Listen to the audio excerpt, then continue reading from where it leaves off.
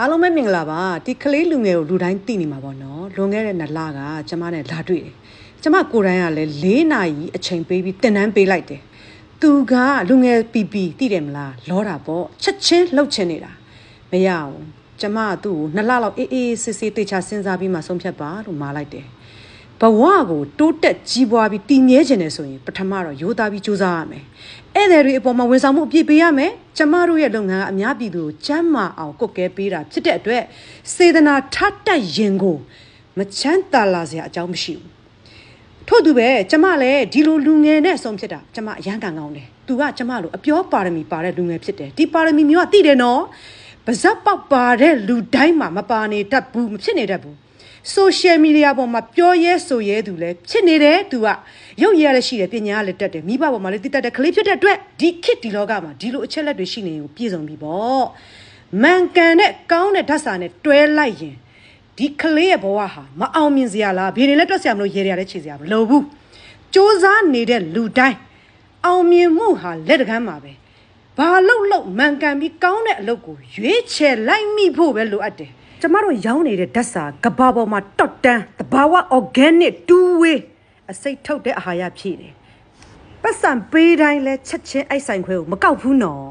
တကယ်လုံမလားတကယ်လုံနိုင်သလားဒီဝန်ဆောင်မှုကိုတကယ်ပေးနိုင်သလားဆိုတာတေးသေးချာချာအချိန်ပေးပြီးစဉ်းစားခိုင်းတယ်အခုတော့သူဆုံးဖြတ်ပြီပေါ့ထွက်လာပြီနော်သူစရောင်းနေပါပြီရှင်အားပေးကြပါ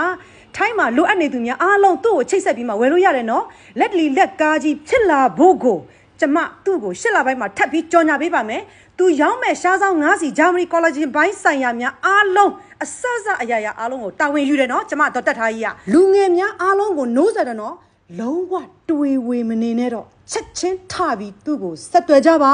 အလုတ်လောက်ကြပါအလုတ်ရှိမှဂုံရှိစွကုသိုလ်လဲရဝမ်းလဲဝကျမတော့တက်ထားဂရိပေးတယ်နော်ဒီကလေးပေါ်မှာပဲလိတ်မှုပြီးကြည်ထားလိုက်သူ့ကိုကျမဘလိုမျိုးပြိုးထောင်ပြီးကြီးပွားချမ်းသာအောင်ဆောင်ရွက်ပေးမလဲဆိုတာအဲ့တော့ရိုးသားသွားတာ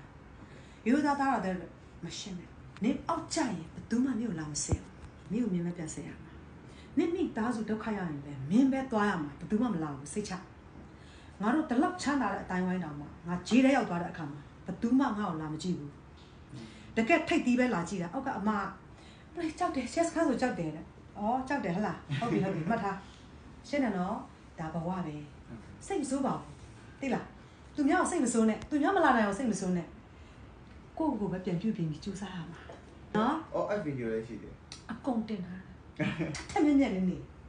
ရိုးသားပြီးကြိုးစားသွားရင်ရပြီနော်တကယ်အောင်မြင်သွားပြီဆိုတဲ့အခါကျမှနောက်တနည်းပြန်လုပ်မယ်လွေးမယ်တိုင်းမယ်ဖလဲမယ်နော်